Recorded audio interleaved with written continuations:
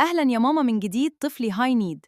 بعد ما شفنا مرحلة 0 ل 12 شهر ومرحلة 1 ل 3 سنين ومرحلة 5 سنين، النهاردة هنتكلم عن لما طفل الهاي نيد يكبر. لو فاكرة إن طفل الهاي نيد لما يتم 5 سنين احتياجاته بتقل، أحب أقولك هي ما بتقلش، هي بس بتغير شكلها وبتغير شكلها ومستواها. بعد ال5 سنين الزن بيتحول لجدال ملوش آخر، عناد على أتفه التفاصيل، وحساسية مفرطة من أي كلمة.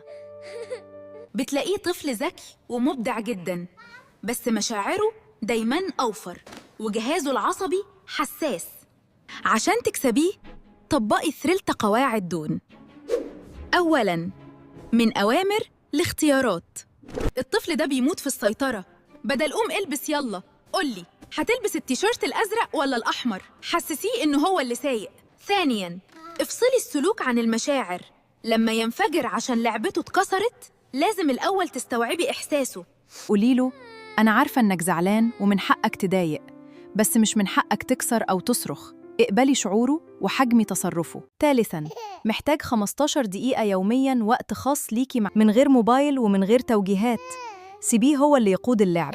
ال15 دقيقة دول هيشحنوا خزان أمانة ويريحوكي باقي اليوم. افتكروا دايماً، طفل الهاي نيد مش نكدي، ده طفل مشاعره قوية ومحتاج مننا طول بال بزيادة.